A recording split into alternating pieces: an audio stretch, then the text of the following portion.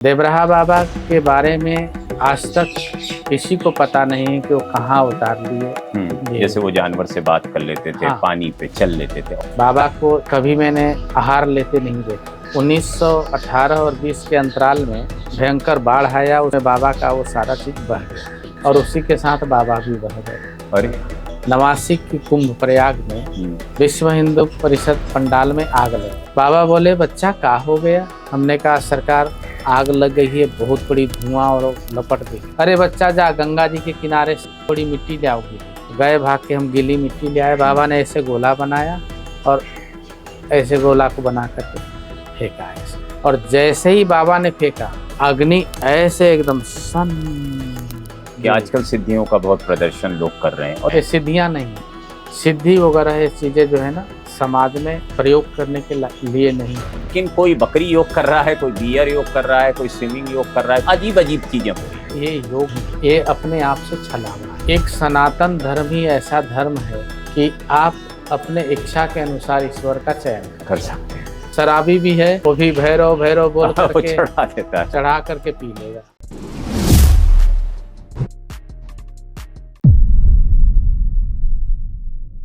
भक्ति, साधना, तपस्या, नाम जप, तंत्र मंत्र, यंत्र, योग, ध्यान, चिकित्सा, आयुर्वेद, ये सारे नाम इस वजह से ले रहा हूँ क्योंकि आज जिस संत का साक्षात्कार आपके समक्ष आने वाला है वो इसमें सब में प्रज्ञ हैं। उन पे ऐसी एक संत की कृपा हुई है कि आज वो समाज में सभी तरह के विषयों पे मार्गदर्शन कर रहे हैं। और जब मैं सभी तरह के विषयों को कहता हूं तो उसमें वो सारे विषय आ जाते हैं जो धर्म से जुड़े होते हैं। आज हम ब्रज की भूमि पर हैं। ब्रज भूमि पर यमुना मैया के किनारे पूज्य देवराहा सरकार बाबा के समाधि स्थल आश्रम पर हैं, जहां उन्होंने अपने जीवन के बहुमूल्य क्षण बिताए और यहीं पे समाधि ली। बड़े सरकार के नाम से जाने जाने वाले महाराज जी हमारे संग हैं। उनका जो नाम है वो देवदास जी महाराज है, लेकिन हम उन्हें बड़े सरकार के नाम से ही जानते हैं। हम कोशिश करेंगे आज इस साक्षात्कार में आपके मन में जो भी संशय उठ रहा है उसके प्रश्न बनाकर उनके सामने रखें और जवाब को उनके मुख से प्रस्तुत करें। महाराज जी, हमारे इस प्रकल्प पे मैं कहूँगा हमारी कोशिश रहती है कि हम संतों का समय लें और जनता के मन में बहुत सारे सवाल हैं जी। सवाल कुछ ऐसे होते हैं जो गुरु तक पहुंचा देते हैं और कुछ सवाल ऐसे होते हैं जो सोशल मीडिया के जरिए गुरु से जोड़ देते हैं, ज्ञान से जोड़ देते हैं। बहुत सुंदर।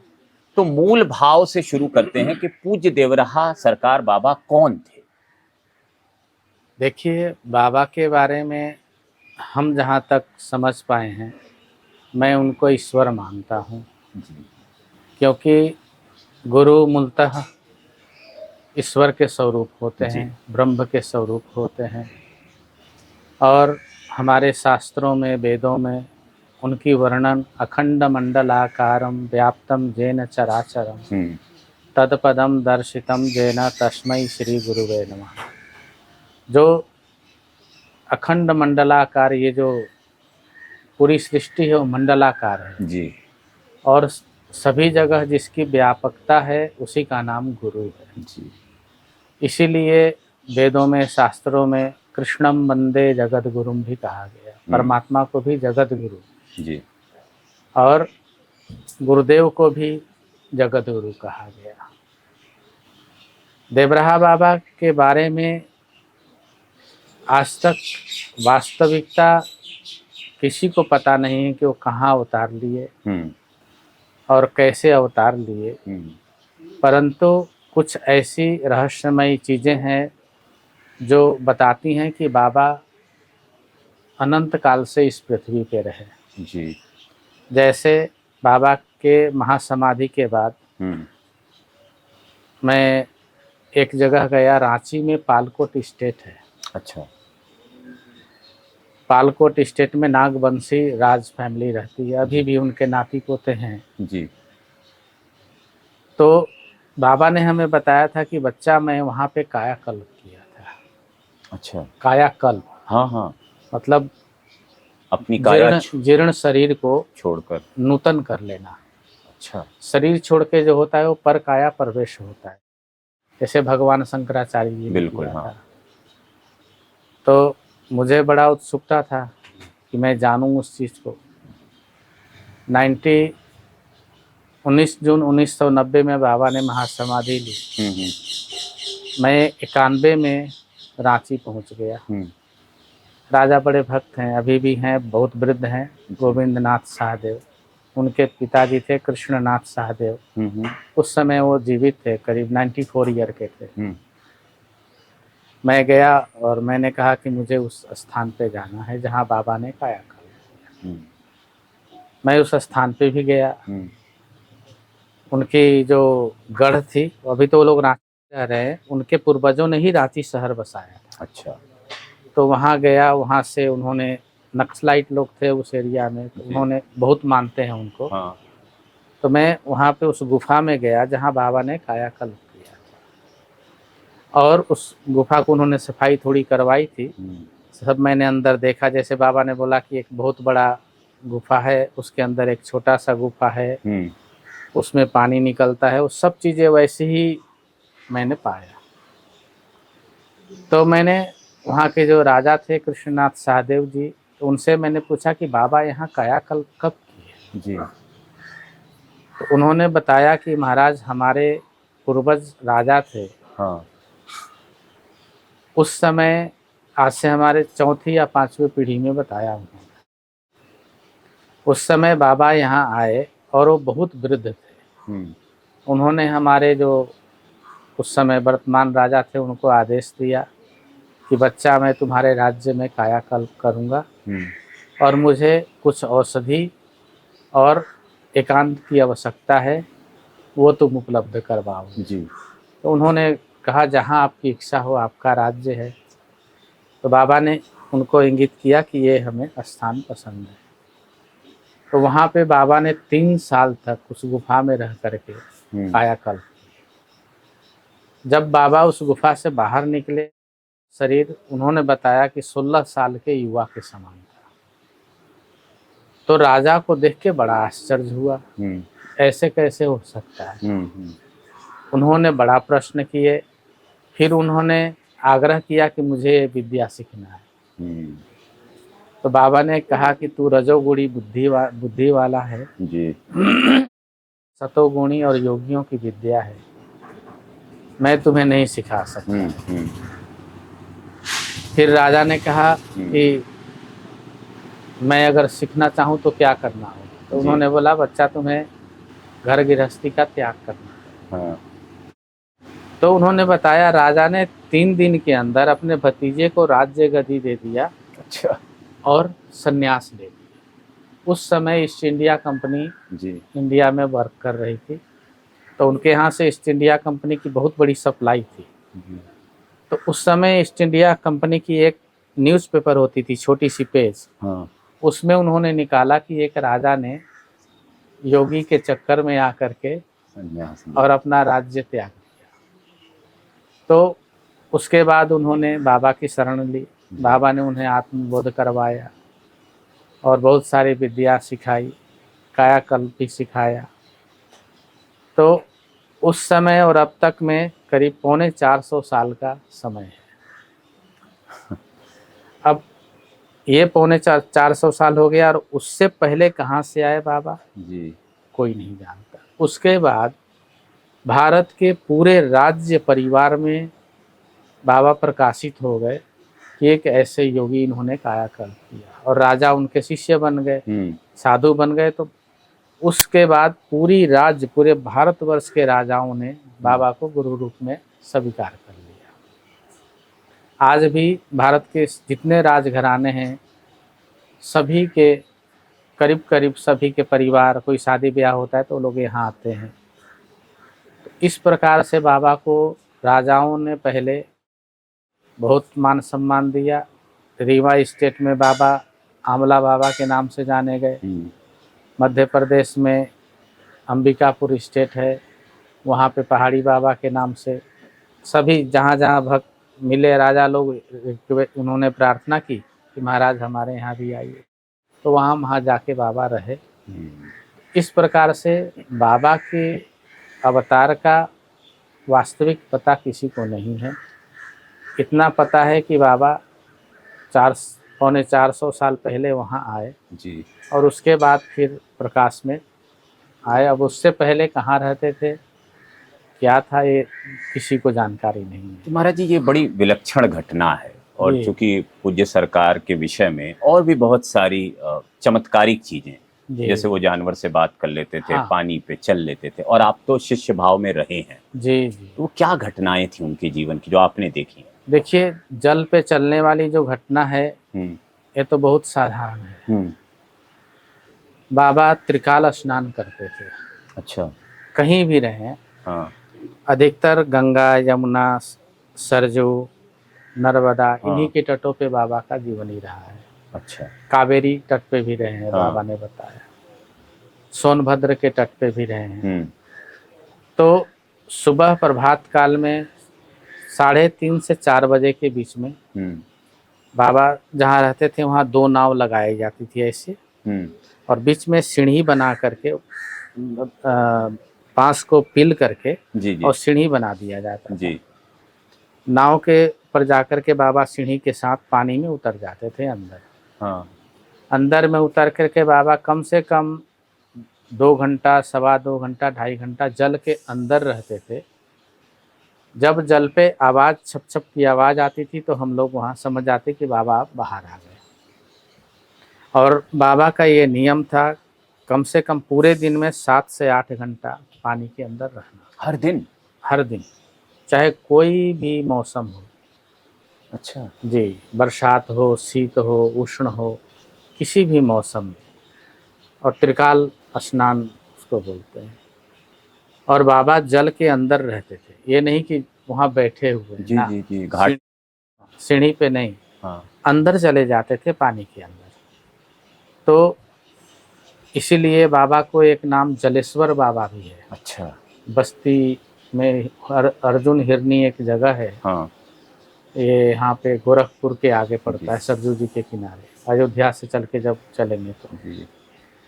वहाँ पे बाबा जलेश्वर बाबा के नाम से जाने जाते थे, अच्छा। क्योंकि वो पानी के अंदर ही रहते थे। जब दर्शन के लिए कोई आया, 10, 20, 50 लोग इकट्ठे हुए तो पानी से बाहर आके ऐसे हाथ हिला देते थे।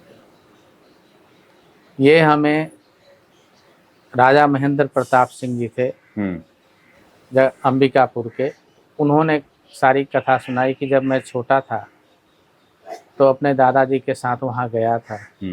तो उस समय बाबा ऐसे दर्शन नहीं देते थे, पानी से निकले और हाथ हिला दिए, उतना ही दर्शन होता था। उसके बाद 1918 और 20 के अंतराल में बहुत भयंकर बाढ़ आया, उसमें बाबा का वो सारा चीज़ बह गया। अच्छा। और उसी के साथ बाबा भी बह गए। अरे। तो किसी को पता ही नहीं कहाँ गए। हाँ। वो बताया उन्होंने कि 4-5 साल की अवधि में बाबा का कहीं पता नहीं था। किस सन की बात हो गई है? ये 1918 से लेकर के 28 के बीच। जी, उन्होंने बताया जैसे। जी। फिर 1926, 28 या 30 कह लीजिए, देवरिया में जहाँ पे बाबा का भी मचान है। जी। आप मचान पे गए होंगे। हाँ। मचान से आगे एक जगह है गुफा। वो गुफा आज भी है, वहाँ हनुमान जी की मूर्ति लगी हुई है। किसान लोग खेतों में खेत बराबर कर रहे थे, खुदाई कर रहे थे। उसमें ऊपर बाबा के ऊपर जो झोपड़ी रहती थी, फूस बांस, खुदाई में आया। जब और खोदे तो जटाएं मिली। तो जटाएं मिली तो फिर लोगों ने कहा ये क्या। फिर वो धीरे धीरे अच्छे से खोदने लगे तो उन्होंने बाबा को देखा अंदर में। बाबा को देखे तो हल्ला हो गई चारों तरफ। फिर संकीर्तन बैठ गया अखंड। फिर बाबा को निकाला गया वहाँ से। निकाल करके फिर बाबा एक तरह से भू समाधि जिसको बोला जाता है जी, या तो सरजू जी के जल के साथ बह के आए। हाँ। और वहीं पे समाधिस्थ हो गए। तो उस जगह को, वहाँ गुफा ऐसा नहीं है कि जैसे पहाड़ों में होता है, जमीन के अंदर से निकले थे, इसीलिए उसको गुफा नाम देते। अच्छा। आज भी वो जगह है, आप कभी जाएं तो वहाँ पूछिएगा कि गुफा कहाँ है, तो बताएंगे वो। जहाँ पे बाबा का मचान है वहाँ से 1.5 किलोमीटर दूर आश्रम है, आश्रम के बगल में गुफा का स्थान है। बाबा ने बताया कि बच्चा, मैं इस जगह पे अपना शरीर छोड़ूंगा और तुम लोग हिमालय चले जाना। अच्छा। हिमालय में जाकर के मेरा चिंतन करते हुए शरीर का त्याग कर देना। साथ में छोटे महाराज जी थे, तो उन्होंने बोला कि बाबा, हम लोग यहाँ रह करके यहाँ पे आपकी उपस्थिति अनुभव नहीं कर सकते। हाँ। बाबा ने कहा, बच्चा अगर तुम लोग यहाँ रहना चाहो तो रह लेना। तो हमने बोला बाबा समाधि बना दिया जाए यहाँ पे। बाबा ने कहा, अरे बच्चा, योगियों की समाधि सर्वत्र होती है। जी। फिर बाबा ने जो आदेश दिया था, हम तो हिमालय को ही चुने। जी। बाबा के समाधि के बाद हम लोग हिमालय जाने लगे। तो बाबा के बहुत अनन्य भक्त यहाँ पे उस समय एसएसपी थे शैलजाकांत मिश्रा जी। जी जी जी। और एक भक्त थे डीएसपी साहेब राय जी, वो भी बहुत पुराने भक्तों में थे। तो हम लोग तो हिमालय के लिए चल पड़े यहाँ से। तो साहेब राय जी यहाँ आए, तो उन्होंने यहाँ पे जो और लोग थे उनसे पूछे कहाँ गए, तो उन्होंने बोला हिमालय चले गए। तो उन्होंने वायरलेस कर दिया कोसी बॉर्डर पे कि ऐसे ऐसे 2 संत अम्बेसडर कार में जा रहे हैं, उनको रोक। वहाँ हम लोग को रोक दिया पुलिस भक्तों ने। फिर ये पहुँचे, फिर उन लोगों ने आग्रह किया कि ये बाबा चले गए, आप हमारे लिए तो आप बाबा के प्रतिरूप हैं। बिल्कुल। आप इतने सालों तक बाबा के साथ रहे हैं, तो आप वापस चलिए और वहाँ पे ही आप रहिए। फिर हम लोगों ने बहुत आग्रह किया कि नहीं, बाबा का आदेश। बोले बाबा ने ये भी आदेश दिया था, तो मैं भी था वहाँ पे, क्या आप रह भी सकते हैं। हाँ जी। तो फिर वो बहुत आग्रह किए, तो फिर हम लोग वापस आए। वापस आने के बाद यहाँ पे हम लोगों ने सोचा अब करेंगे क्या। 2 साल तक हम लोग एकदम कोई जानते से अनजान जैसे रहे यहाँ। इसी स्थान पे थे? इसी स्थान पे, मतलब बाहर की जगह नहीं थी। जी जी। ये छोटी सी जगह थी यहाँ पे। तो रहे। फिर उसके बाद सभी ने सलाह किया कि ये कुआं गलाते हैं, उस पे एक बाबा की मूर्ति लगा देंगे। कुआं गलाने की बात आई तो बाबा ने एक ही रात में कलकत्ता के महावीर प्रसाद पोद्दार जी को, कृष्णदास बैराटी, राम कुमार महेश्वरी, त्रिभुवन जी भीम जी जावेरी, कनाट प्लेस में उनका स्थान है। किशोर भाई अब तो नहीं रहे, और पोखरमल जी, ऐसे करके एक गुरु प्रसाद जी बेरीवाल, 7 भक्तों को स्वप्न आदेश दिया कि बच्चा मेरी समाधि बन रही है, तुम लोग वहां जाओ। तो गुरु प्रसाद जी थोड़ा अल्कोहल लेते थे, तो वो समझ नहीं पाए, लेकिन 6 लोग यहाँ एक ही दिन में सब आ गए यहाँ पे, और एक दूसरे को जानते नहीं थे। तो उन्होंने हमसे पूछा कहाँ समाधि बन रही, तो हम लोगों ने दिखाया कि ये बन रही है समाधि। तो बोले कि नहीं, समाधि विस्तार से बनाया जाए और थोड़ी ज़मीन और ले लेते हैं, आश्रम का विस्तार होगा। तो उसी समय इन लोगों ने आसपास की सारी ज़मीनें खरीदी। तो उसके बाद यहाँ पे समाधि का कार्य शुरू हुआ। तो ये भी बाबा की एक लीला है जी। अब एक और प्रश्न आता है, आपने कहा वो 7 से 8 घंटा जल में रहते थे, सीढ़ी से आते थे, फिर मचान कब से शुरू हुआ? नहीं, मचान पे तो बाबा कम से कम समझ लीजिए आप, जब से ये कहानी, पहले तो जल में रहते थे, जलेश्वर बाबा थे जी। ये घटना शुरू हुआ देवरिया में। हाँ। जब बाबा निकले जमीन से, तो किसानों की जमीन सरजू जी ने बहुत काट दिया। आप जहाँ मचान पे गए हैं ना, तो पहले रेत था। हाँ, पहले रेत था, खुला मैदान। हाँ था। और बाबा जहाँ गुफा में प्रकट हुए, उस जगह से वहाँ सरजू जी बहती थी। वहाँ से 1.5 किलोमीटर और आगे जी सरजू जी जाती थी। एक नरियाव गांव है बगल में, उसको रगड़ते हुए अभी भी वहाँ पे निशान बना हुआ है सरजू जी का। हाँ। तो वहाँ से गांव से होते हुए भागलपुर होते हुए निकलते थे। किसान लोग बड़े दुखी थे। बाबा ने पूछा, बच्चा क्या हुआ, तुम लोग इतने कष्ट में क्यों हो? बोले महाराज हम लोग बहुत गरीब हैं। नरसिंह डांड गांव है बगल में, मैल गांव है और ये देवसिया गांव है कि हम लोग की सारी जमीन सरजू जी ने काट दी है। अच्छा बच्चा एक काम करो, तुम लोग हमारे रहने के लिए मचान बनाओ, और बच्चा तू जहाँ मचान बनाएगा वहाँ तक तुम्हें अगले वर्ष में जमीन मिलेगा। जी। तो वो लोग मचान बनाए। वो जहाँ पे गुफा है वहाँ से करीब समझ लीजिए 1 किलोमीटर, पौना किलोमीटर दूर पे एक बाग है। पहला मचान उन लोगों ने वहाँ बनाया, उसको बगीचा बोलते हैं। जी जी।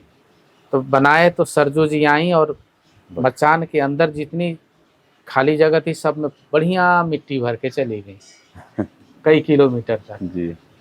लोग बड़ा खुश हुए, ये तो जमीन मिल गई हम लोगों को। फिर उन्होंने आग्रह किया कि बाबा आपकी मचान थोड़ा और कर दें। जी। तो बाबा ने हाँ बच्चा बनाओ। तो एक नरी है, तो उस नरी के पास मचान लगी। फिर अगले वर्ष सरजू जी ने वहाँ भी मिट्टी कर दिया। करते करते बाबा का जो मचान है अभी वर्तमान में, वहाँ तक मचान गई। बाबा ने कहा बच्चा अब तुम लोग के लिए जमीन पर्याप्त है, अब मैं गौ चारण के लिए जमीन का सरजू जी से प्रार्थना करूँगा। अब मेरा मचान यहीं रहेगा स्थायी रूप से। फिर बाबा वहाँ से 3 किलोमीटर आगे जाके सरजू जी में मचान लगाए। और कम से कम समझ लीजिए कि 5000 एकड़ जमीन सरजू जी ने छोड़ा। तो उसको बाबा ने गौचारण के लिए, कुछ जमीन बोले कि जो जादव लोग हैं वहाँ गाय चराते हैं वहाँ पे अपना स्थान बना सकते हैं अस्थाई। फिर इस तरह से वो गौचारण की जगह बहुत बड़ी जगह बन गई। तो वहाँ से ये मचान झोपड़ी प्लेटफार्म बना के लकड़ी का, उसके ऊपर झोपड़ी बनाने की प्रक्रिया शुरू हुई। महाराज जी, हमारे हिंदू धर्म में हम परमहंसी, अवधूत, इस तरह की अवधारणाओं को मतलब मानते हैं कि संत परमहंसी होते हैं, संत अवधूत होते हैं शिव के। जी। तो देवराहा सरकार बाबा को आप किस श्रेणी में रखेंगे? मैं उनको ऋषभ देव जी का नाम सुने हैं ना? जी। मैं उनको उस श्रेणी में मानता हूँ। कपिल देव, कपिल मुनि। हाँ, 71 आचार्यों का जिक्र है हमारे पुराणों में। और वो उसके बाद फिर आदि शंकराचार्य महाराज जी आते हैं। जी। उस श्रेणी के। तो मैं उन बाबा को ऋषभ देव की श्रेणी में मानता हूँ, क्योंकि बाबा को इतने सालों, हम करीब 22 साल रहे उनके साथ। कभी मैंने आहार लेते नहीं देखा उनको। अच्छा। कभी कभी दूध लेते देखा हूँ। हाँ। दूध हम लोग रोज गर्म करके मिट्टी के बर्तन में, इतनी बड़ी बर्तन में ढक के कपड़े से बांध करके रोज सुबह और शाम दोनों समय दूध देते थे। हाँ। तो जो कपड़े में गांठ लगाते थे हम लोग, मार्किन के कपड़े को धो करके गीला कपड़ा उसके ऊपर गर्म दूध डाल करके बांध देते। जिस दिन हफ्ते में, 10 दिन में, कभी 4-6 दिन में भी वो गांठ खुला हुआ मिलता था, तो हम लोग समझते थे बाबा ने प्रसाद ग्रहण किया। तो इस प्रकार से बाबा के आहार विहार के विषय में ये है। तो दिनचर्या क्या होती थी उनकी? बाबा की दिनचर्या जो है, संध्या 6 बजे के बाद, 7 बजे के बाद दर्शन बंद हो जाता था। हाँ। संध्या स्नान जाते थे बाबा, उसके बाद समझ 5:30-6 बजे, उसके बाद लास्ट एक बार दर्शन होता था। उसके बाद बाबा मचान में अंदर चले जाते। फिर सुबह 3:30 बजे, 4 बजे, उस समय बाबा हमेशा, बाबा जहाँ रहते थे, टाट की बोरी जो होती है उसके अंदर नीम की पत्ती भर के इतनी गद्दीदार हम बना के रखते थे। बाबा उसी के ऊपर बागंबर डाल के या मृगशाला डाल करके उसी पे बैठते थे हमेशा। बाबा की झोपड़ी में छोटी सी धुनी होती थी, कीर्तन चलती रहती थी भक्तों की। फिर बाबा दर्शन देना शुरू करते। तो 2-2.5 घंटे दर्शन देने के बाद फिर स्नान में जाते। जी। स्नान से आने के बाद फिर दर्शन होता। तो ये क्रम दर्शन का 7 से 8 घंटा दिन का जी। और उसके बाद रात्रि में बाबा एकदम मौन, एक यहाँ पे कोई आवाज़ नहीं, कोई शोरगुल नहीं जी। तो बाबा को तो हमने समझने की कोशिश की, और हो सकता है जो जनता देख रही हो, क्योंकि अब क्या हमारा जी संचार माध्यम है, लाखों करोड़ों लोग देखते हैं, और कोई भी चीज़ एक बार बन जाती है तो वो वर्षों के लिए रहती है। जी तो उम्मीद है दर्शकों को देवराहा सरकार बाबा के बारे में थोड़ी और जानकारी मिली होगी अपनी समझ बढ़ाने के लिए, क्योंकि विषय वही है कि भक्ति साधना तपस्या के बाद भी समझ का विकास हो कि संत होते क्या, उनका जीवन क्या होता। अब मैं आपके जीवन पे आऊँगा, आप कैसे जुड़े महाराज जी से? मैं बताऊंगा। देखिए, देवराहा बाबा को पंच तत्वों पे अधिकार था, अच्छा। जिसको हम पंच जी। तत्व कहते हैं ना, जी।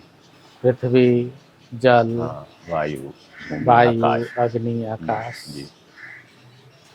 मैंने और सुना भी है, हाँ। इन पांचों तत्व पे बाबा का पूर्ण रूप से अधिकार था। हाँ। यही वृंदावन की घटना है। 1989 में यहाँ बाढ़ आया, बहुत बहुत तेज। अच्छा। बाबा का जो मचान है वो पूरा पानी के अंदर आ गया। अरे। 13 दिन तक बाबा एक ही स्थान पे, छोटी सी चौकी है, जैसे आम की चौकी नहीं यूज करते पूजा के जी जी लिए, जी। सामने वहाँ मचान, उसी जगह 13 दिन एक ही जगह एक ही मुद्रा में बाबा बैठे रहे। हाँ। हम लोग नाव में थे, तो नाव में खाने की सामान थी, लेकिन पका नहीं सकते, चारों तरफ पानी था। बाबा कभी बोलते, बच्चा तुम्हारे पास, तुम लोगों को खाने के लिए कुछ है? तो हमने कहा, सरकार आटा है, चना है, दाल है, सब है, लेकिन अग्नि नहीं। अग्नि नहीं है। अच्छा बच्चा, ऐसा करो, ये सारा अन्न कछुओं को खिला दो। अच्छा। हमने कहा, कछुए तो इतने पानी में है नहीं यहाँ। तो बाबा बोले, बच्चा नाव पे लाद सब सामान, और नाव खोल करके सारा सामान पानी में गिराओ। और हम लोग गिराने, नाव खोल दिए, अब सारा आटा चावल जो भी था सब गिराने लगे। जब गिराने लगे तो तमाम कछुए आ गए, चारों तरफ से नाव के कछुए ही कछुए हुए। और हम लोग डाले पानी पे तैरे आटा, और कछुए उसको खाएं। तो सब डाल दिया हम लोगों ने। बाबा बोले, कुछ बचा है? हमने कहा, थोड़ा सा गुड़ है। अच्छा, गुड़वा रख ले। फिर बाबा बोले कि बच्चा, तुम लोग थोड़ा सा गुड़ ले आओ उसमें से। तो लेके गए, बाबा ने गुड़ लिया हाथ में, बोले, ये ले बच्चा, ये तुम्हारा भोजन है, ये तुम्हारा भोजन है, ये तुम्हारा भोजन है। गुड़ खा करके और जल पी ले। ऐसे हम लोगों ने करीब 28 दिन निकाले, और वो खाने के बाद भूख नहीं, प्यास नहीं। ऐसे हम लोग घड़े में पानी भर के रखते थे जी।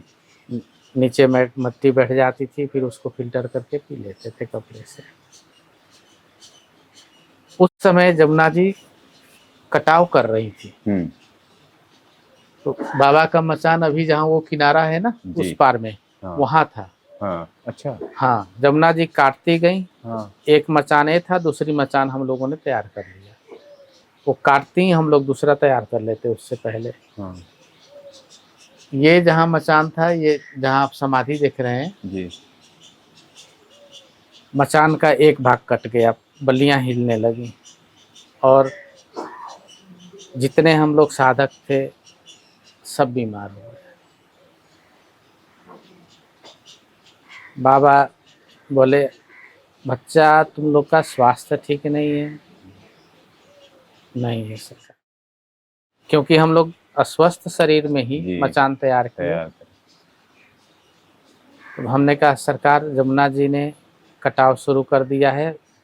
9 बल्लियां होती थी मचान में, 3 जो है कट चुकी थी। तो बाबा बोले, अरे बच्चा, अब तुम लोग थक गए हो, तुम लोग मचान नहीं बना पाओगे। अब मैं जमुना मैया को ही बोल देता हूँ वो कटाव ना करे। तो बोले बच्चा जल ले आओ। तो जमुना जी वही रही थी, मटकी में जल दिया बाबा। जल लेकर के हाथ में बाबा ने, अच्छा बच्चा ये ले, अब एक कटाव रुक गया। वो 27-28 दिन का जो पीरियड था पानी वैसे ही रहा।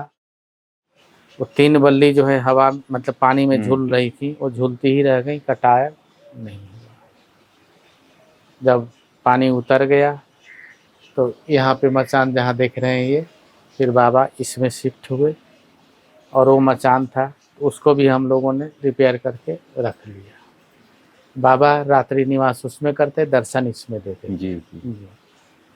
तो ये पंच तत्वों पे मैंने अधिकार देखा है। बिल्कुल। हाँ। दूसरा एक और घटना बताते हैं आपको।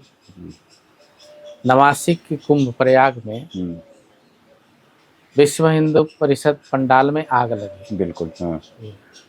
और इतनी ऊंची लपट उठी वो कि बाबा की मचा, बाबा तो 1.5-2 किलोमीटर दूर रहते थे मेला से। हाँ। बहुत सायरन बजने लगा, हल्ला हो गया चारों तरफ, माइक में सब कोई भाग जाए ये वो। बाबा बोले बच्चा क्या हो गया? हमने कहा सरकार आग लग गई है, बहुत बड़ी धुआं और लपट दिखी। अरे बच्चा जा गंगा जी के किनारे से थोड़ी मिट्टी ले आओ गीली। गए भाग के, हम गीली मिट्टी ले आए। बाबा ने ऐसे गोला बनाया और ऐसे गोला को बना करके फेंका ऐसे, और जैसे ही बाबा ने फेंका अग्नि ऐसे एकदम सन,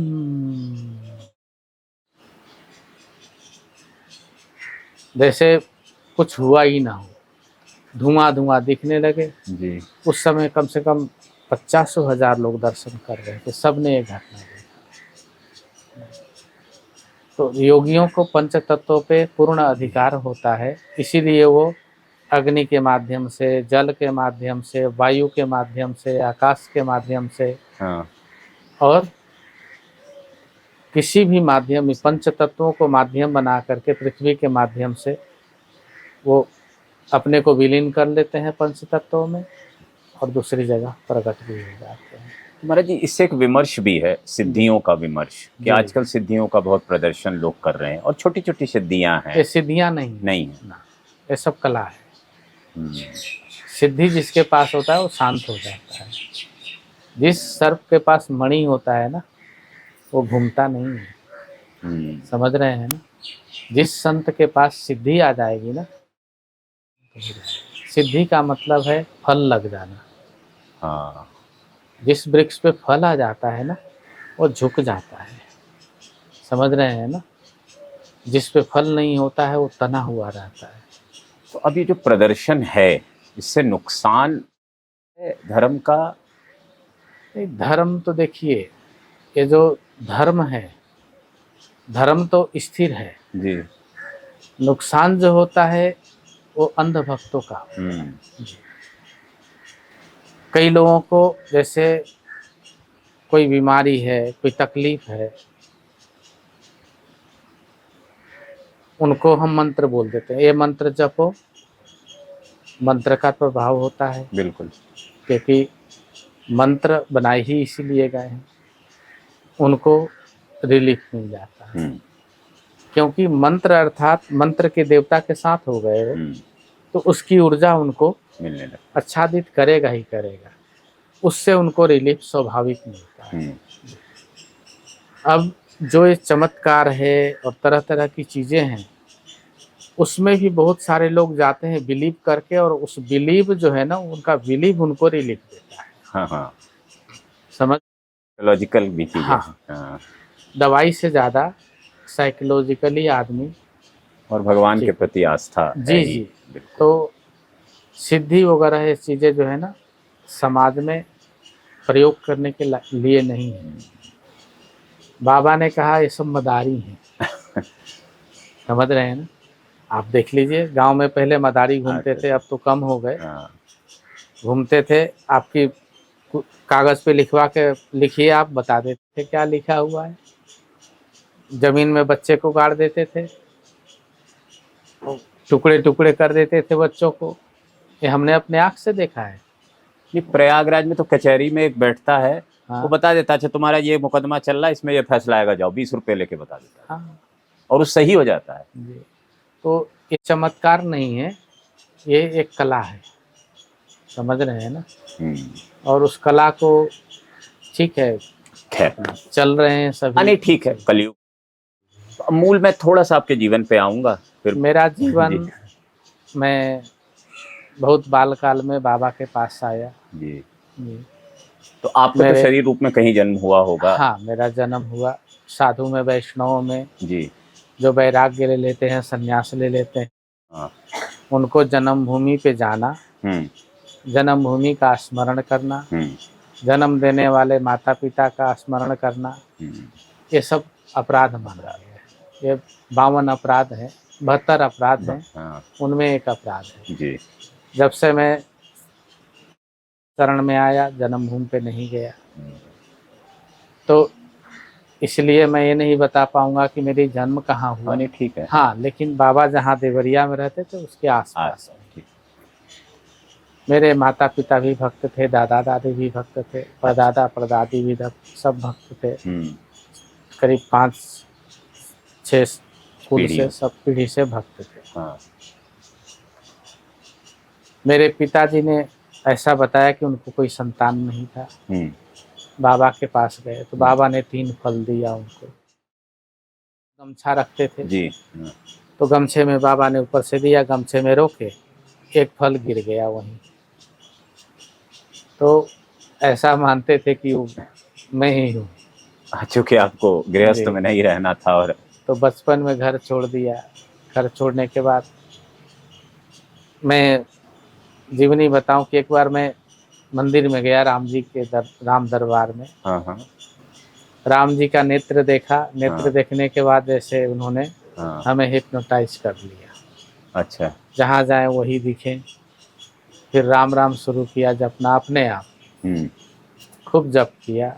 जप करने के बाद घर से निकल गए, साधुओं की संगति मिली, अयोध्या पहुँचे। अयोध्या के बाद फिर दीक्षा हो चुकी थी हम। अच्छा। मतलब घर गृहस्थी वाली दीक्षा। मंत्र सुन लिया था बाबा से। उसके बाद ऋषिकेश के पास ब्रह्मपुरी है, वहाँ चले गए।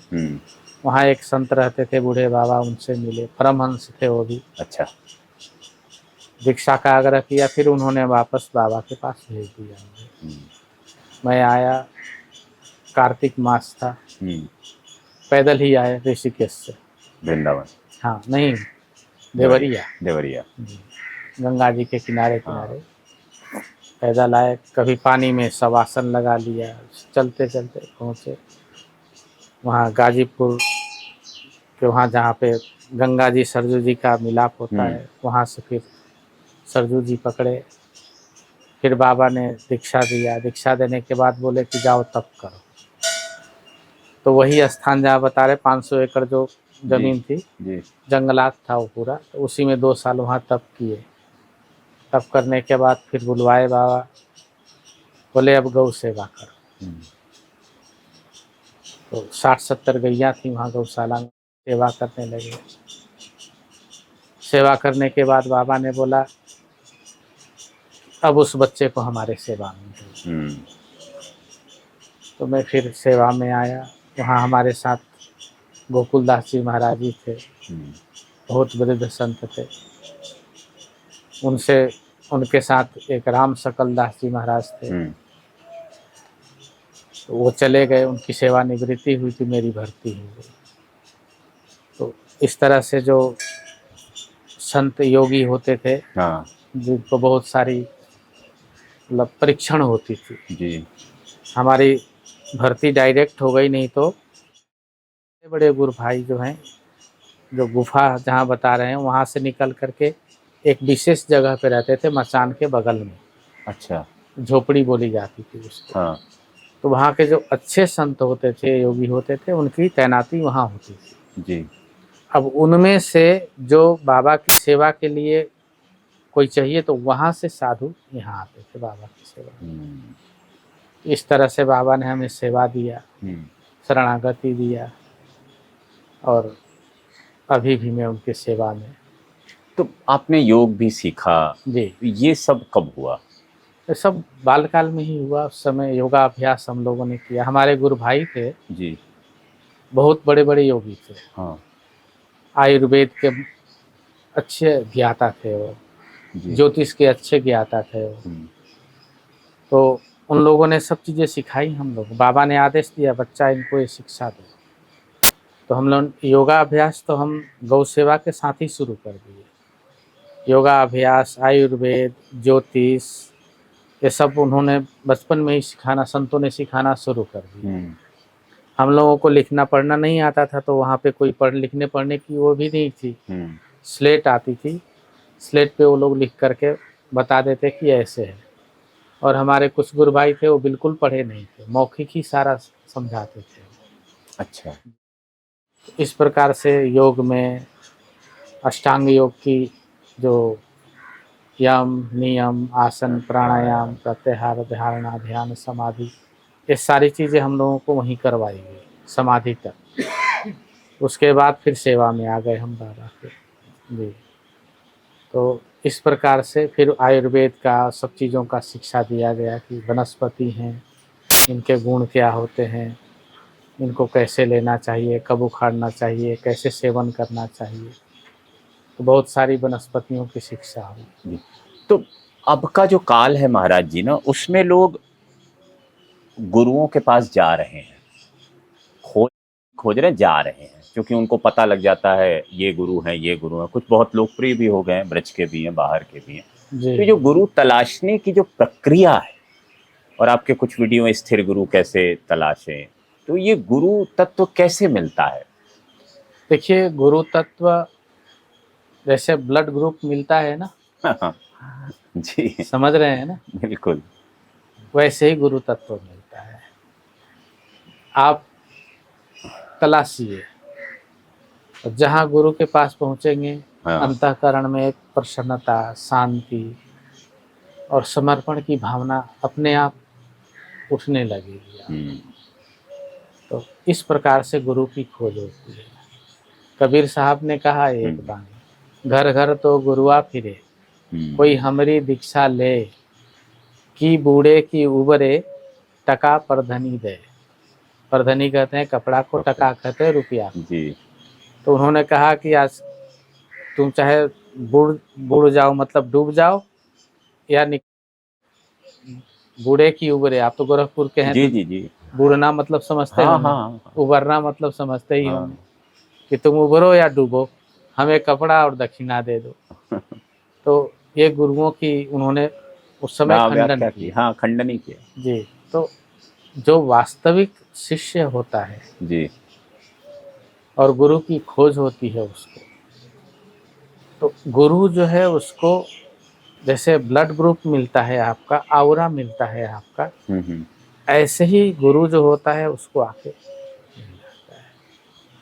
जैसे ही उसके पास पहुंचेगा, गुरु जी के पास, उसका अंतःकरण, विचारधारा और उसका जो समर्पण है, प्रेम है, उमड़ने लगता है और गुरु दीक्षा में चला जाता है। क्योंकि हमने ऐसे भी है, महाराज जी, राम सुखदास महाराज जी हैं, उन्होंने कोई शिष्य नहीं बनाया। डोंगरे जी महाराज हैं, उन्होंने कोई शिष्य नहीं बनाया।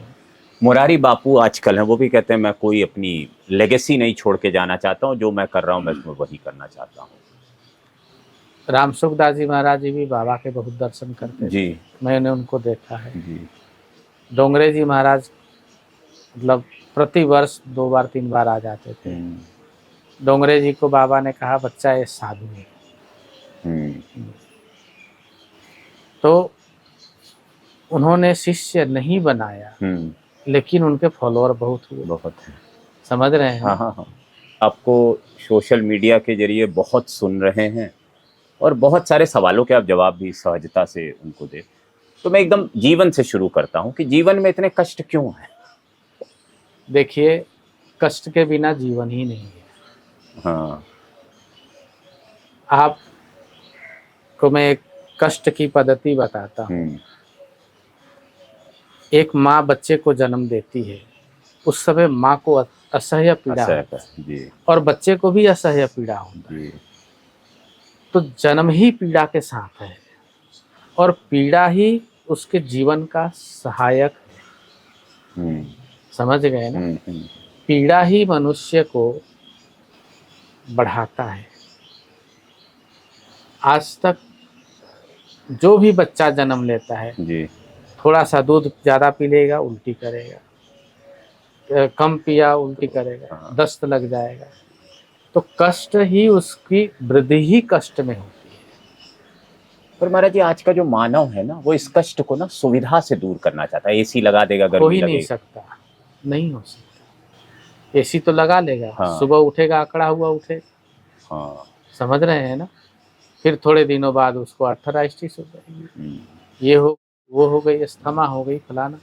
तो वो कष्ट को ही चयन भी करता है मनुष्य, समझ रहे हैं ना? हम्म, कष्ट को ही साध्य बना लेता है। देखिए कोई तपस्वी है, हम्म, अन्न जल छोड़ करके तपस्या कर रहा है, तो वो भी तो कष्ट ही है ना। बिल्कुल। कोई जबरदस्ती दे रहा है, कोई खुद ले रहा है, कोई ईश्वर की इच्छा मान करके ले रहा है। सभी कष्ट से पीड़ित है, क्योंकि शरीरम च नमच्छिद्रम व्याधिग्रस्त कलेवरम हम्म, औषधिम जाह्नवी तोयम हम्म, वैद्यो नारायण हरि।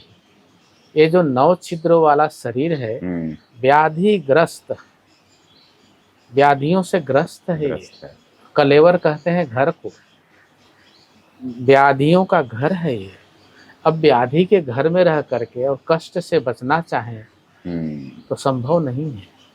इसीलिए कष्ट को ना देख करके आत्मा को देखना शुरू कर दें तो कष्ट कम होने लगता है। अब ये आत्मा और माया का क्या संबंध है?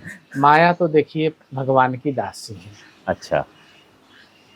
लक्ष्मी जी को ही माया कहा गया। हाँ। भगवान को मायापति कहते हैं। जी, जी। माया जैसे हम लोग बोलते हैं ना, मोह माया ने जकड़ लिया, मोह ही जकड़ा है, माया ने नहीं जकड़ा उसको। माया किसी को लग जाए तो अहोभाग्य है उसका कि भगवान की अर्धांगिनी जगत जननी माया का कृपा हो गया है इसके ऊपर। ये तो एक कहावत है, माया जी, माया। जी, जी। हाँ, बड़ा नेगेटिव टाइप की माया, हाँ। मायावादी हो गए या माया। माया तो वो होता है मोह, जी। और मोह को लोग माया मान लेते हैं। धन से मोह हो गया, जन से मोह हो गया, अब उसको हम बोल देते हैं माया, माया में पड़ गए हैं। अरे माया में जो पड़ गया वो परमात्मा में पड़ा हुआ है, क्योंकि माया तो माँ लक्ष्मी है और भगवान को मायापति कहा गया है। जी, जी, जी, जी। तो माया और मोह जो है दोनों अलग अलग चीज। शरीर मोह मनुष्य को कमजोर करता है, मोह मनुष्य को नीचे की तरफ ले जाता है, जी, कष्ट को देता है। और ये जो माया है, जो लक्ष्मी है, एक और धारणा है इस समय समाज में कि पैसा होगा तो सब कुछ किया जा सकता है, खुश रहा जा सकता है। और लक्ष्मी पाने के लिए लोग क्या क्या उपाय कर रहे हैं। ज्योतिषी के पास जा रहे हैं, वास्तु के पास जा रहे हैं, पूजा करा रहे हैं, मतलब भगवान भी खरीद रहे हैं, खुल के कहूँ तो मंदिर। तो ये क्या है, मतलब लक्ष्मी क्या है, कैसे प्राप्त हो ये असंतोष है जीव का। हाँ।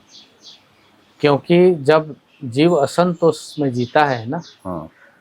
तो उसको लगता है कि इसके पास ये है, मेरे पास क्यों नहीं है,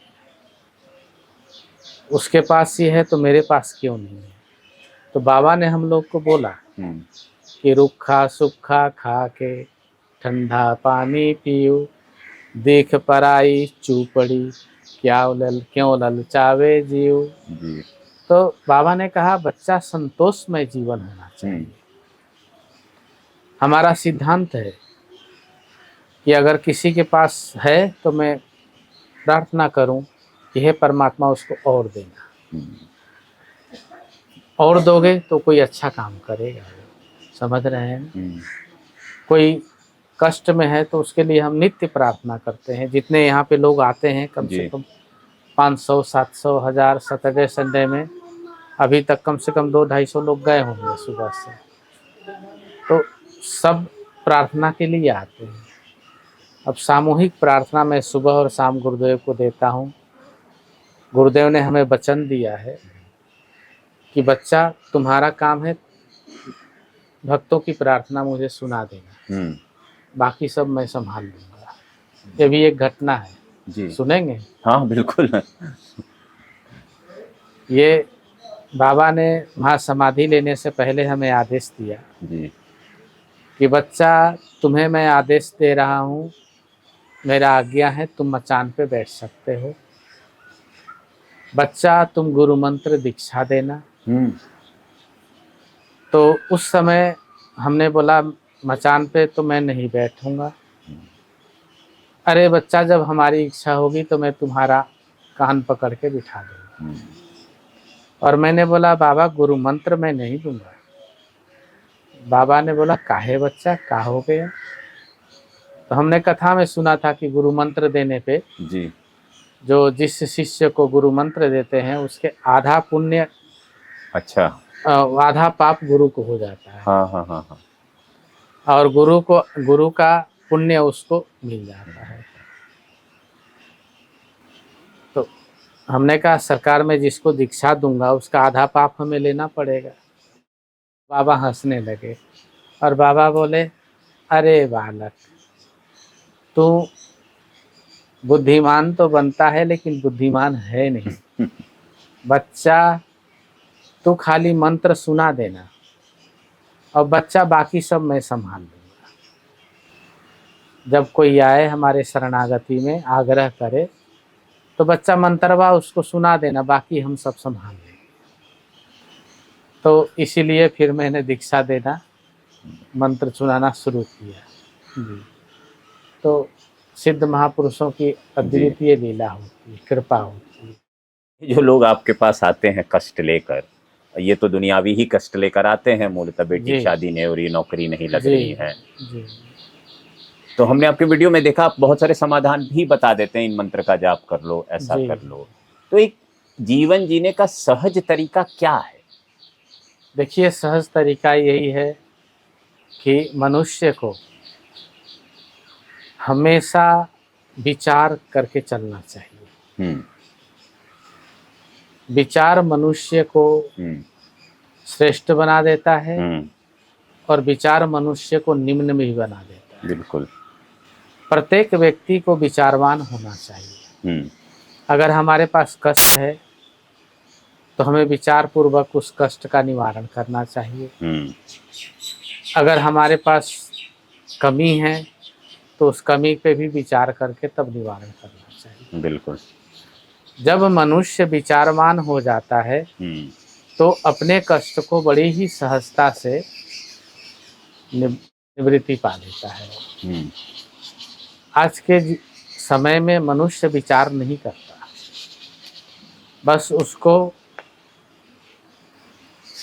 तुरंत के तुरंत उपचार चाहिए। जी। अब उस उपचार में कई बार वो हानिकर चीजें भी धारण कर लेता है। बिल्कुल।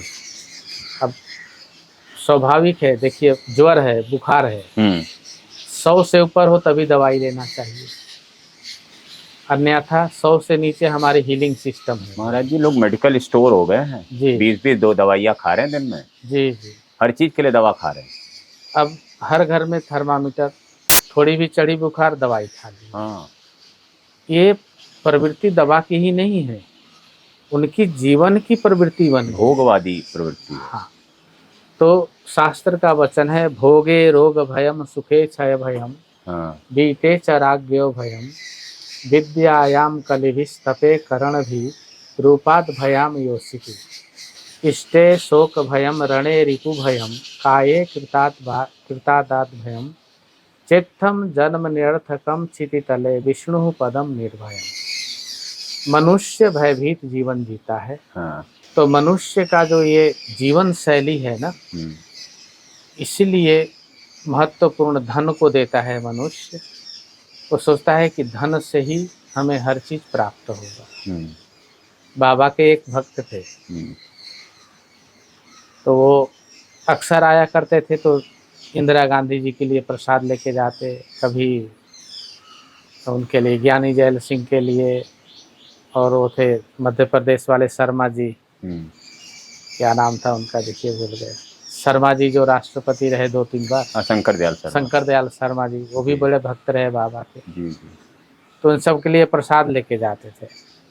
तो आवे तो बोलते थे बाबा इनको, ये हमारे आपकी कृपा से हमारे बहुत अच्छे मित्र बन गए हैं। तो बाबा ने बोला अरे मूर्ख, तू एक बात बता, अगर तू नदी तैर के पार कर रहा है और डूबने लगेगा, तुम्हें कौन बचाएगा? तू राष्ट्रपति को पुकारेगा तो आएगा तुम्हें बचाने? बोले ना। तो बोले बच्चा, राम जी का भजन कर, उससे तुम्हें शांति मिलेगी, संतोष मिलेगी। तो मनुष्य को चाहिए कि राम भजन बिनु सुनहु खगेसा, मिटई न जीवन केर कलेसा। मनुष्य को हमारे शास्त्र में, वेद में, पुराण में किसी गुरु की आवश्यकता नहीं है, राम राम जप सकते हैं। इतना कलेश पैदा ही क्यों कर रहा है मनुष्य? कलेश में ही पैदा हो रहे हो तो कलेश कहाँ जाएगी? हाँ, समझ रहे हैं ना। आज बच्चा गर्भ में है, माता मोबाइल, कंप्यूटर, इलेक्ट्रॉनिक को स्वाभाविक आ जाएगा ना उनके अंदर। अभिमन्यु उदर में थे तो माता ने उनके चक्रव्यूह की कथा सुनी, आ गया उनके अंदर। तो ये तो स्वाभाविक है, जब बच्चा के अंदर सोचने समझने सुनने की शक्ति आ जाती है तो जो हम सुनाएंगे उसके अंदर आएगा। जब हम असंतुष्ट रहेंगे, जब हम दुखी रहेंगे, जिस चीज़ की कामना करेंगे बच्चा भी वही करेगा और उसकी ओर बढ़ चढ़ के आएगी। तो इसलिए राम नाम का जप करना चाहिए। अब मैं संतोष में जीवन होना। छोटे छोटे कुछ सवाल लूंगा क्योंकि अब वक्त बहुत ज्यादा नहीं है। जी जी बताइए। तो योग कैसे करें महाराज जी, उसकी वजह समझिएगा। लोग क्या है, योग के बारे में जान गए, योगा डे भी हो गया और दुनिया में 2 अरब लोग योग कर रहे हैं, लेकिन कोई बकरी योग कर रहा है, कोई बियर योग कर रहा है, कोई स्विमिंग योग कर रहा है, कोई कुत्ता योग कर रहा है, मतलब अजीब अजीब चीजें हो रही हैं। तो शुद्ध भाव में योग कैसे करें? देखिए, योग का तो मूल होता है योगस्य चित्त वृत्ति निरोधा। चित्त की वृत्तियों को शोध करके शांत कर लेने का नाम योग है। अब जिसको आप योग मानते उसको हम लोग हठ योग बोलते हैं, शारीरिक व्यायाम। बिल्कुल।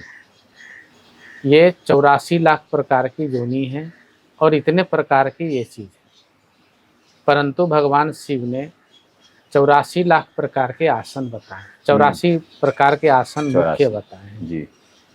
और संतों ने शोध करके इसको 500-700 आसन बना दिए।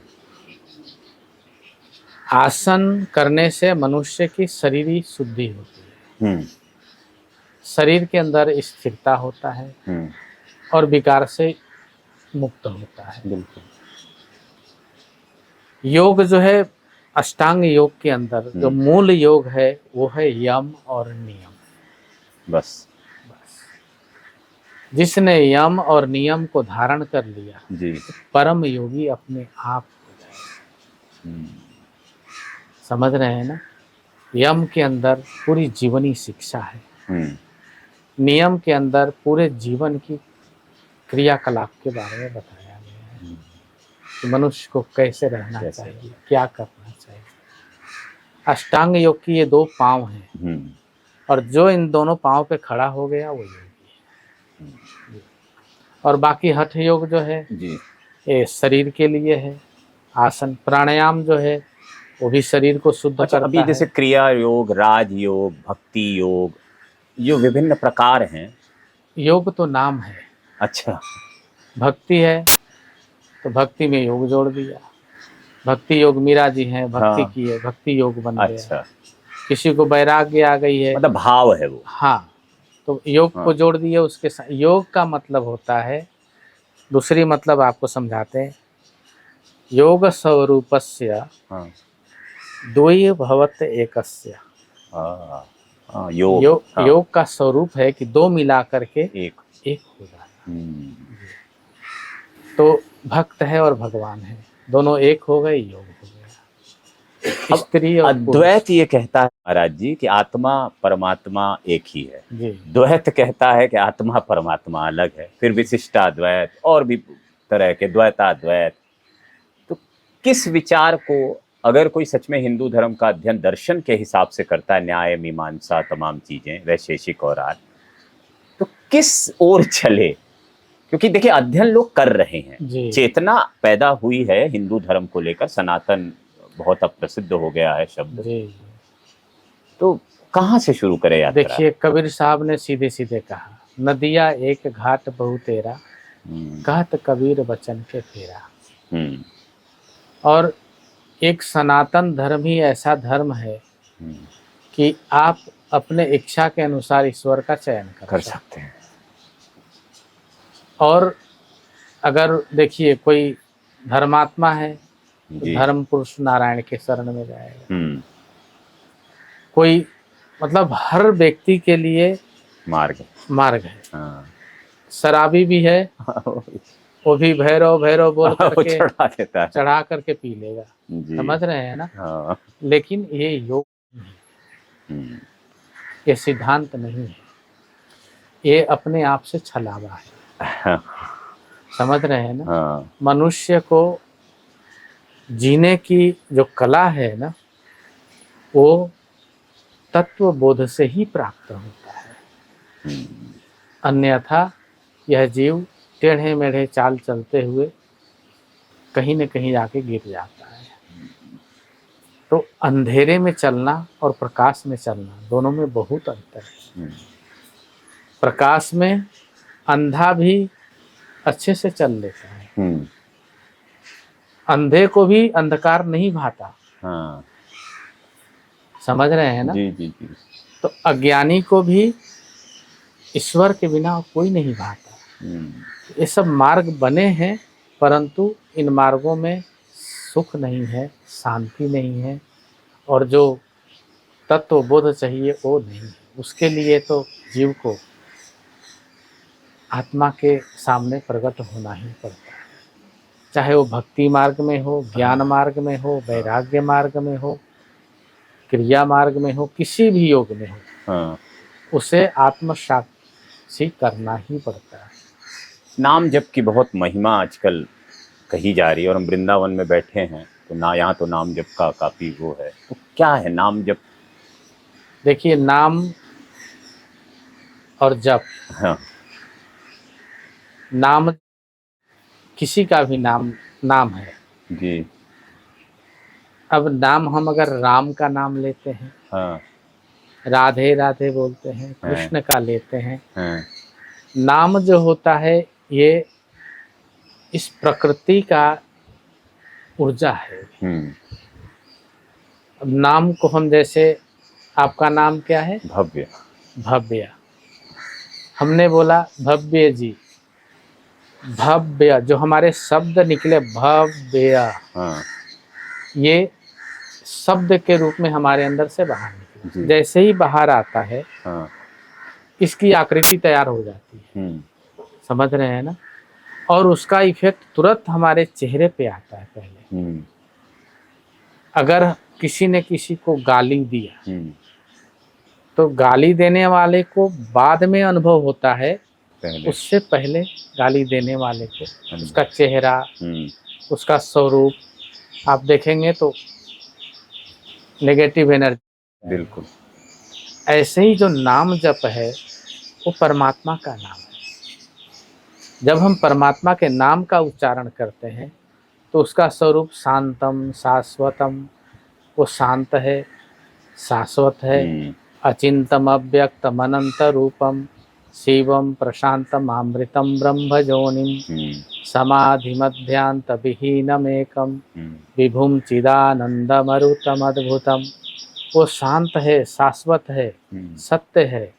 और जैसे ही हम उसका स्मरण करते हैं तो हमारी पहले बुद्धि जो है ना वो निश्चिंत, ब्रेन जो है ना ढीला पड़ने लगता है। जब यहाँ ढीला पड़ेगा शरीर की तनाव कम होगी, मानसिकता तनाव कम होगी। तो इस प्रकार से नाम हमें इफेक्ट करता है। और नाम का जब हम जाप करते हैं तो एक वाइब्रेशन बढ़िया बनती है, बिल्कुल वो वाइब्रेशन नेचर से हमें कनेक्ट कर देती है, तो नेचर भी हमें सपोर्ट करने लगती है। तो हम और युगों में महाराज जी, त्रेता द्वापर सतयुग में सुनते हैं ऐसा कि कोई नारायण का नाम 1 बार 2 बार 10 बार लेता था तो उसका कल्याण हो जाता था। जी। अब हम कलयुग में आ गए हैं, तो कलयुग की क्या महिमा है? नहीं, नाम कल्याण तो एक ही नाम करेगा, हाँ समझ रहे हैं ना। जी। लेकिन हजारों में से एक कौन है, ये प्रहलाद कौन? समझना आपके लिए बहुत जरूरी है। हाँ नाम जप कर रहे हैं, नाम जप के साथ साथ हमारी प्रवृत्ति भी जप कर रही है। हाँ हाँ हाँ कार में घूम रही है, हवाई जहाज में घूम रही है, बैंक में घूम रही है, होटल में घूम रही है, रेस्टोरेंट में घूम रही है, घर में, मकान में, बच्चों में, परिवार में हमारी वृत्तियां घूम रही हैं। और जिस दिन यह वृत्ति नाम के साथ राम में चली जाएगी, वो एक ही नाम पर्याप्त होगा। समझ गए ना। ये होता है सिद्धांत एक नाम का। एक नाम का। तनाव चिंता कैसे मिटे? तनाव और चिंता, मैं एकदम युवाओं के लिए पूछ रहा हूँ, क्योंकि आज के युवा क्या है, दिन भर किसी न किसी चीज से, मोबाइल हो चाहे वीडियो हो, तो इनके लिए तनाव चिंता एक विषय हो गया है, खुद ही पैदा कर रहे हैं जी, लेकिन वो मिटे कैसे फिर भी? तनाव को देखिए, तनाव से ही दूर होता है। अच्छा। हाँ, और चिंता चिंतन से दूर होता है। तनाव के लिए तनाव बनाना पड़ेगा आपको। तनाव है कि हमें उठने का समय हो गया है, नहीं उठना है। अब वहाँ तनाव क्या बढ़ाना है कि नहीं, हमें उठना ही है, उठ जाना पड़ेगा। हाँ, समझ रहे हैं ना। हाँ, क्योंकि धनुष और बाण रख के जब तक हम उसको खींचते नहीं है ना, वो प्रहार करने योग्य नहीं होता। लोहा लोहे को काटेगा। हाँ, तो तनाव को दूर करने के लिए तनाव लानी पड़ेगी। और वो तनाव हमारी दो तरह की होती है, एक खुद का उत्पन्न किया हुआ तनाव और एक नेचुरल तनाव होता है जी। अब दोनों में हमें दोनों को मिला देना है। हम जैसे कोई आदमी है, तनाव में है, कुछ खो गया उसका, अब नेचुरल तनाव में उसको जाना पड़ेगा। चलो, अंत में वही करता है, अंत में करेगा वही। नहीं मिल रहा है, जैसे तुम्हारी प्रभु इच्छा, तुमने दिया था, तुमने ले लिया। लेकिन उसी चीज को पहले धारण कर ले और फिर खोजे, तो तनाव से रहित हो जाता है जी। एक और विश्वास है समाज में महाराज जी, नियति का, डेस्टिनी। लोग मानते हैं सब कुछ लिखा हुआ है, जीवन में सब तय है, तो नियति पे क्या कहेंगे आप? देखिए, इसके लिए गोस्वामी जी ने बड़ा सुंदर एक चौपाई लिखा है। हाँ। रावण अपने सिर को काट काट के और अग्नि में डाल रहा है और बोल रहा है कि ब्रह्मा, तुमने जो लिखा था वो सारा मैंने जला दिया। हाँ। अब मैं अपना भाग्य खुद लिख रहा हूँ जी। तो इसका अभिप्राय क्या है? अभिप्राय ये है कि मनुष्य अपने आप को, अपने भाग्य को लिख सकता है। इतनी सामर्थ्य प्रत्येक मनुष्य को प्राप्त है। अगर वह बुद्धिमान हो, श्रेष्ठ हो, मर्मज्ञ हो, धर्मज्ञ हो, समझदार हो, तो अपनी भाग्य खुद से लिख सकता है। और नहीं तो वो हमेशा किसी और के बताए हुए भाग्य, आप कोई और आपका भाग्य बनाएगा और उसी को फॉलो करता रहता है। ये समाज में जो है ना, बहुत से लोग हैं, उनके भाग्य वो नहीं लिखते, ज्योतिषी लिख देगा, उसको चलते रहे। ब्रह्मा जी ने नहीं लिखा। ब्रह्मा जी कहाँ रहे यहाँ पे? किसी ने लिख दिया, तुम्हारे साथ ये होगा, ये होगा, उसी को फॉलो कर रहे हैं। तो इसीलिए हमेशा मनुष्य को अपने आप पे और आत्मा में विश्वास रखना चाहिए। जिसकी आत्मविश्वास की कमी है, उसकी डेस्टिनी कभी प्राप्त होती ही नहीं है। इसमें एक और फैक्टर है अहंकार का।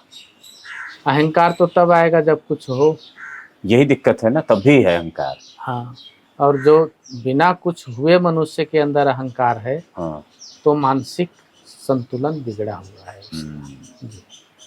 और रामायण जी में को अस जा ही न मानस रोगा। हम्म। ऐसा कौन है इस जगत में जिसको मानसिक रूप से प्रताड़ित नहीं है, दुखी नहीं है, जी। मानस रोग नहीं है उसको। हाँ। तो समझ लीजिए ऐसे व्यक्ति मानसिक रोग से ग्रसित है। जी। और उनको चाहिए कि जब ऐसी अवस्था स्थिति आए तो नियम से प्राणायाम करें, नियम से ध्यान करें, और थोड़े ही दिनों में अवस्था परिवर्तन हो जाती है। उनकी दृढ़ संकल्पित हो जाती है, आत्मबल बहुत अच्छा बन जाता है, इससे निकला जा सकता है। अब एक सवाल महाराज जी, उन बच्चों के लिए जो अभी भगवान के सत्य को नहीं समझते हैं, हमारे घरों में ऐसे बच्चे हैं जिनसे पूछो कि भगवान क्या है, कुछ है शायद ऊपर है, ऐसे जवाब आते हैं। तो ईश्वर है, और अगर है तो कैसे महसूस किया जाए? देखिए, ईश्वर को महसूस करने के लिए पहले हमें इस प्रकृति को जानना होगा। हाँ। ईश्वर एक नाम है, ईश्वर, जी जी भगवान, जी। गॉड, समझ रहे हैं ना। अब वो किधर है और कैसे है, जीवंत है या अदृश्य है? दृश्य। इसके लिए एक बहुत अच्छी उदाहरण बाबा ने हम लोगों को बताया। हाँ। कि बच्चा, ईश्वर की अनुभूति करने के लिए हाँ। तुम्हें बाहर जाने की जरूरत नहीं, तुम्हें अपनी अनुभूति करनी है। उमा कहूँ मैं अनुभव अपना, अनुभव को ही अनुभूति कहते हैं जी। सत हरि भजन जगत सब सपना।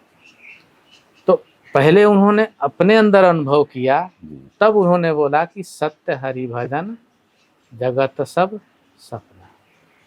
जब तक हम अपनी अंदर में अनुभूति नहीं करेंगे तब तक हम निर्णय लेने लायक नहीं। समझ रहे हैं ना। और ईश्वर है या नहीं है ये भी बताने का अधिकार उस व्यक्ति को नहीं है। ईश्वर एक ऊर्जा है जो सभी के अंदर काम कर रहा है। ईश्वर एक ऐसी ऊर्जा है जो हर वृक्ष में हर दिन नए पत्ते निकाल रहा है। ईश्वर एक ऐसी ऊर्जा है जो प्रकाश के रूप में जीवन दे रहा है। ईश्वर एक ऐसी ऊर्जा है अग्नि बन करके जला रहा है सब, जिसको जलना है वो जल रहा है। समझ रहे हैं ना। ईश्वर एक ऊर्जा है और उस ऊर्जा को, जैसे साइंटिस्ट होते हैं, एक ऊर्जा बनाया, ऊर्जा को स्वरूप दे दिया, वो अंतरिक्ष में चला गया। ऐसे ही एक ऊर्जा उत्पन्न करके उसको राम का स्वरूप दे दिया। तो फिर संतों की जरूरत है, क्योंकि आपको ऊर्जा बनाना तो आना चाहिए ना। हाँ। अब भोजन बनाते हैं, सब्जी बना रहे हैं, तो मिर्च मसाला नमक तो डालेंगे ना। इसीलिए तो कहा गोस्वामी जी ने, भक्ति ही नर सो ही कैसे, लवण बिना बहु व्यंजन जैसे। तो मसाला तो डालना पड़ेगा आपको। समझ रहे। एक रोटी बनाने के लिए भी कितनी रोटियां खराब कर देता है आदमी जी। तो गुरु की जरूरत यहाँ पड़ती है। ऊर्जा को कैसे उत्पन्न करें, उस ऊर्जा को कैसे उठाएं, उस कहीं बिखर ना जाए, टूट ना जाए। समझ रहे हैं ना। वो कुछ भी हो सकता है और वो तो अदृश्य है। समझ रहे हैं। उसके लिए तो बहुत बड़ा सहयोग चाहिए। बिल्कुल। इसीलिए गुरु की जरूरत होती है। तो गुरु जी बोलते हैं बच्चा बैठ करके ऐसे ऐसे उंगली करना, ऐसे माला पकड़ना, हाँ। ऐसे राम राम जपना, ये वाला मंत्र जपना। समझ रहे हैं ना। तो ये इसलिए गुरु की जरूरत होती है। बिल्कुल। वो अनुभवी है। हाँ जी। तो हम इस साक्षात्कार को यहीं पे विराम देंगे। संतों की क्यों ज़रूरत है, गुरु की क्यों ज़रूरत है, और संत कितने सरल होते हैं, और वो अगर चमत्कार के संग जी भी रहे हैं तो उनके चमत्कार किस हेतु हैं। सबसे बड़ी बात ये है, हम एक ऐसे समय में हैं जब धर्म को समझने के लिए अमूमन हम व्यक्तित्वों के पास जाते हैं, उनका अध्ययन करते हैं या उनके वीडियोस देखते हैं। तो ऐसे में ये साक्षात्कार मेरे लिए भी बड़ा विशेष रहा है, क्योंकि बहुत समय से संतों के बारे में मैं भी पढ़ रहा था, लेकिन ऐसे संत के सीधे शिष्य से मिलना और उनके जीवन के बारे में जानना बड़ा विलक्षण रहा है। उम्मीद है ये एपिसोड आप देखा होगा। हम भविष्य में भी इस तरह की और चर्चाओं को लाने की कोशिश करेंगे। तब तक के लिए धन्यवाद। गुरु कृपा आशीर्वाद।